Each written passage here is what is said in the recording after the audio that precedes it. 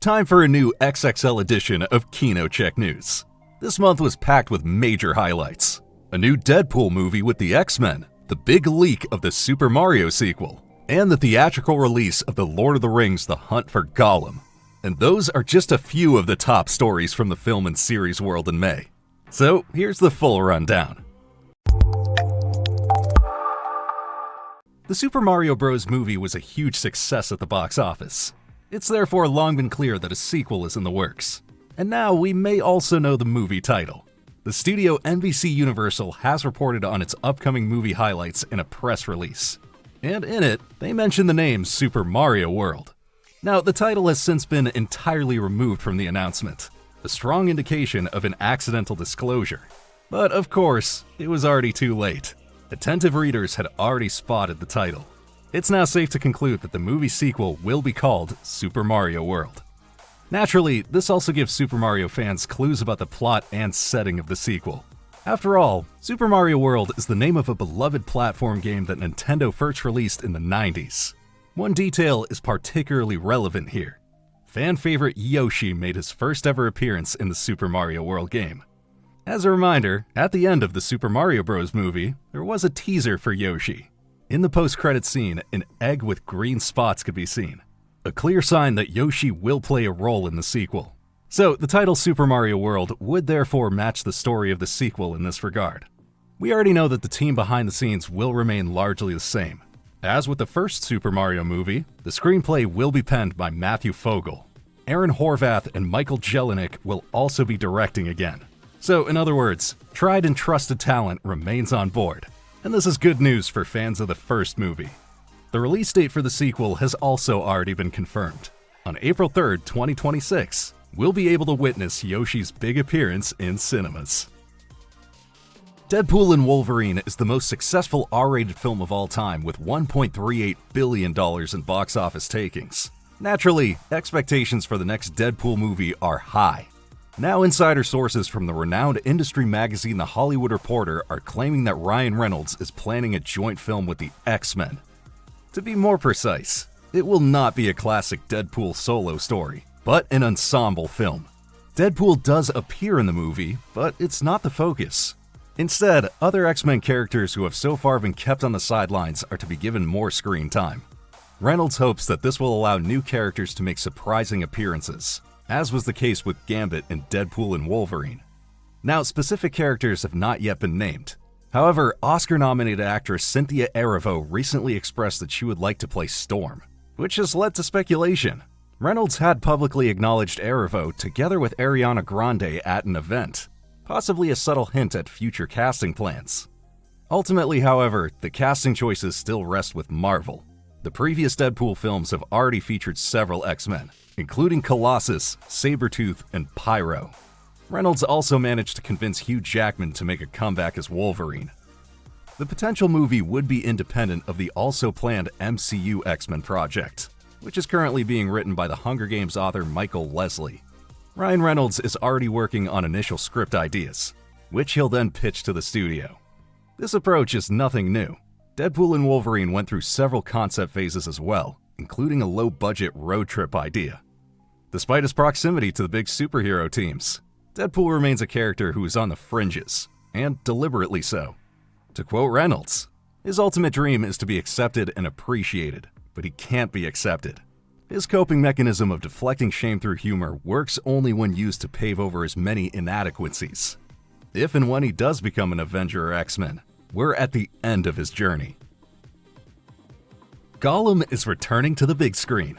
Following the recent release of the animated film The Lord of the Rings: The Battle of the Rohirrim, we'll soon get a new live-action film from the world of Middle-earth, The Lord of the Rings: The Hunt for Gollum. Originally, there was already a release date for the theatrical release, but it was pushed back. Now, a new release date for the project has been announced. It's already clear that Andy Serkis will once again take on the role of Gollum. The actor had already played the character in the Lord of the Rings and the Hobbit trilogies using performance capture technology, and Serkis will also be directing The Hunt for Gollum. The screenplay is written by Philippa Boyens and Fran Walsh, among others, who were already responsible for the screenplays of the previous Middle-earth movies together with Peter Jackson. While Jackson also directed those films, This time, he's involved in the hunt for Gollum solely as a producer. Now, the title of the film, The Hunt for Gollum, already gives an idea of the plot. The focus is on Gollum, who is pursued by various groups due to his knowledge of the whereabouts of the One Ring. The movie will be set at the same time as The Lord of the Rings: The Fellowship of the Ring. Boyens had already spoken to Empire magazine about some of the details. Quote, "It's quite an intense story which falls after the birthday party of Bilbo and before the mines of Moria. It's a specific chunk of incredible untold story, told through the perspective of this incredible creature." The release date is typical for The Lord of the Rings. All of Peter Jackson's live-action adaptations were released in December, and this time will be no exception. However, fantasy fans will have to remain patient a while longer. The theatrical release is set for December 17th, 2027. New details regarding John Wick 5. After the announcement at CinemaCon 2025, we now have some initial information about the plot. Director Chad Stahelski spoke about the new installment of the action series in an interview with the entertainment magazine Empire, including some cryptic remarks. Besides the return of Stahelski, one aspect in particular is already clear. Keanu Reeves is also coming back. Now, this was uncertain for a long time. After all, the actor did say a while back that his iconic character had died in the fourth John Wick film. Stahelski, too, admits that the saga surrounding John Wick was supposed to have ended with Chapter 4. Part 5 is therefore set to tell a new story. Quote, "It's not a continuation with the High Table. John dealt with his grief. It will be really different." Now, the director is not disclosing any details about how the movie will be different. However, Stahelski is already looking forward to the fan reactions as soon as the first trailer gets released. By then, fans will hopefully have an idea of what the new story means for John Wick. John Wick 5 is far from being the only project in the franchise that awaits us in the coming years. A spin-off film about Donnie Yen's character Kane has been announced as well. Moreover, the Continental series will be followed by Under the High Table, another series from the John Wick universe. An animated film about the action hero's backstory is also in the pipeline. The prequel and the series will lay the foundation of John Wick 5, according to Stahelski. Quote, "Our idea is to try some things and explore some threads, and use those two properties to catapult us forward into the ideas for John Wick 5. Next up, however, is From the World of John Wick, Ballerina, which will also feature Keanu Reeves. The spin-off film starring Ana de Armas will be released in theaters on June 6th, 2025. In addition to the upcoming film Spider-Man 4 Brand New Day, fans can look forward to a special highlight next year: the new live-action series Spider-Man Noir with Nicolas Cage. A number of first images and even a teaser have now been released as part of Amazon Upfront 2025. In the animated film Spider-Man Into the Spider-Verse, Nicolas Cage already provided the voice of the character Spider-Man Noir. Now he's slipping into the role of the melancholy hero himself in the live-action adaptation. The first teaser already gives a first insight into the series' atmosphere. In it, Cage can be seen as a pensive and detached Peter Parker. In response to the statement that people could use a hero, he merely replies, "I hope they find someone." Visually, Spider-Man Noir remains true to the style of its comic book origins. The teaser shows a consistent black and white visual language reminiscent of classic film noir productions. According to Amazon, however, the series will also be available in color. Spider-Man Noir is based on the Marvel comic series of the same name, set in a gritty 1930s New York. Unlike your friendly neighborhood spider, the aged Peter Parker earns his living as a private investigator. Caught up with his past as a superhero, he's plagued by feelings of guilt and the dark consequences of his past choices. In addition to Nicolas Cage, Lamorne Morris, Brendan Gleeson, Abraham Papula, and Sinners actress Lee Jun-Lee are also involved. The series is written by Oren Uziel and Steve Lightfoot, who previously worked on The Punisher and Hannibal. Spider-Man Noir will debut domestically on MGM Plus's linear channel sometime in 2026, before becoming available globally on Prime Video the next day. An exact release date is still unknown. A few weeks ago, there were already initial rumors, but now it's official. A central character has been cast for the upcoming Hunger Games prequel, Sunrise on the Reaping. Harry Potter star Ralph Fiennes will play the antagonist, President Snow. Coriolanus Snow is the main villain in the Hunger Games saga. As the authoritarian ruler of Panem, He uses cruel methods to ensure the power of the capital, one of these things being the annual Hunger Games. In the original 4 movies, he was played by the late Hollywood legend Donald Sutherland. Snow also played a central role in the prequel film The Hunger Games: The Ballad of Songbirds and Snakes. In it, Tom Blythe played the young Coriolanus, set around 60 years before the main storyline. Ralph Fiennes will now follow in Sutherland's footsteps. Fiennes has already played several iconic villain roles in his long film career, but most people probably know him best as Lord Voldemort from the Harry Potter movies. Alongside Fiennes, other actors have also been cast. These include, above all, Stranger Things star Maya Hawke. The actress has been a fixture on the hit Netflix series as Robin Buckley since season 3. In Sunrise on the Reaping, she'll be seen as Wiress, a mentor to the tributes from District 12. Elle Fanning has also officially been confirmed as Effie Trinket. In the prequel, the young Effie is already part of the team that prepares the tributes from District 12 for the Hunger Games. In the original movies, the close confidant of Katniss and Peeta was played by Elizabeth Banks. Moreover, Ben Wang will portray the character Wyatt Callow, a tribute from District 12. Wang will soon be seen in the lead role in Karate Kid Legends. Likewise, it's been known for some time that Breaking Bad star Jesse Plemons will take on the role of Plutarch Heavensbee. Heavensbee was played by Oscar winner Philip Seymour Hoffman in the previous Hunger Games movies. The role of host Cesar Flickerman will be played by Kieran Culkin this time. Sunrise on the Reaping will once again be based on a novel by the Hunger Games author Suzanne Collins. This time, the focus is on Katniss's later mentor Haymitch Abernathy. Haymitch takes part in the 50th Hunger Games, in which twice as many tributes must compete against each other. Filming of the prequel is expected to kick off in July 2025. The director is once again franchise legend Francis Lawrence, who has directed all movies in the series since The Hunger Games: Catching Fire, and the theatrical release is scheduled for November 20th, 2026. The anticipation for Avatar: Fire and Ash continues to grow. After the artworks, fans are gradually being presented with the first real images. The entertainment magazine Empire has now given us a first look at Zoe Saldana's character Neytiri, and the portal also discussed with the actress what lies ahead for Neytiri in Fire and Ash. The main topic was the emotional state of her character. The events at the end of Avatar 2: The Way of Water have clearly left their mark. Neytiri's grief and pain will therefore play an important role in Fire and Ash. That pain is seamlessly followed up on, and because it doesn't really have anywhere to go and doesn't go away, rage can also come from it. The Sullys are going to be tested as a family. The new image illustrates Neytiri's state of mind. The character will now question everything, from her relationship with Jake to her connection with her people. According to Saldana, we can look forward to the confrontation between Neytiri and Varang, the leader of the Ash clan.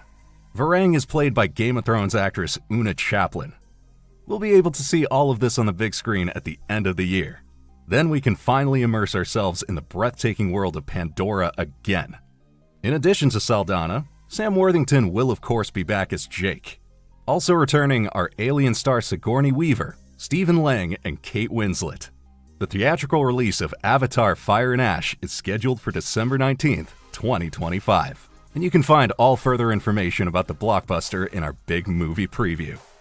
After the first images, many Avatar fans are of course now waiting for a first trailer for Fire and Ash. At the moment, however, we can only make assumptions. A look into the past could provide a clue. The first trailer for Avatar: The Way of Water was released in May, with a theatrical release in December. As this year's release is also in December, we can hope that a similar approach will be taken. And it's also reassuring that the first footage has already been shown, albeit only to the audience at CinemaCon 2025. Many of the teasers and trailers shown there have already been released to a wider audience. So we therefore hope that we'll be able to present the trailer for Avatar 3 to you as soon as possible. Marvel fans need to brace themselves now. The theatrical releases of Avengers Doomsday and Avengers Secret Wars have been postponed. Both movies have been pushed back by 6 months. Doomsday will now be released on December 18th, 2026, and Secret Wars on December 17th, 2027. What this means for Spider-Man 4 Brand New Day remains unclear. Tom Holland's film was meant to be released 3 months after the new Avengers film. Allegedly, it's set at the same time as the events of the Big Event movie, which would explain why Spider-Man might not be involved. However, if Brand New Day keeps its release date at the end of July 2026, this could have an impact on what is shown in it and what is not. Meanwhile, the postponement of Doomsday to December ensures a genuine movie party that month. The release schedule also includes Shrek 5, Ice Age 6, Jumanji 4, Dune 3, and Robert Eggers' Werewolf. The successful video game series Gears of War is finally set to find its way into the movies, and none other than action specialist David Leitch is going to direct it. He's proven his talent on many occasions. Bullet Train, Deadpool 2, and the first John Wick film are only a few of his many hits. As The Hollywood Reporter informs, Leitch is in promising negotiations with streaming giant Netflix. However, an official statement is still pending. The script for the planned feature film comes from John Spites, who's already made a name for himself in the world of sci-fi and fantasy movies with his work on Dune and Doctor Strange. Gears of War is set on a fictional planet that is on the brink of societal collapse following political crises. But the true horror begins with the appearance of the Locust, monstrous subterranean creatures that launch a sudden and brutal war against humanity. Gears of War has been one of the most successful Xbox franchises ever since 2006. Netflix secured the rights back in November 2022 with clear goals. In addition to the live-action film, the streaming service is also making plans for an animated series aimed at adults to further expand the universe. It's still unknown when the movie will be released. What are your thoughts? Are you familiar with the games? And could a movie adaptation work? And which actor would be best suited to play the main character Marcus Fenix? Please share your suggestions in the comments below. Fans of Tom Hanks and gripping World War movies have cause for rejoice. The acclaimed Apple original Greyhound is getting a sequel, and the team from the first part is back as well. According to Deadline magazine, Tom Hanks is once again taking on the lead role of Captain Krause, and he'll also write the screenplay. Aaron Schneider will direct Greyhound 2, like he did in Part 1. The plot of the sequel will presumably be set on the beaches of Normandy. It'll take Krause and his crew on a dramatic journey to the Pacific. The objective is to make a decisive contribution to the outcome of the Second World War. Currently, talks with the actors from the first movie are in full swing. Stephen Graham could be back, for example. He recently caused a stir with his Netflix hit Adolescence. The first Greyhound movie was released in 2020 and was nominated for an Oscar.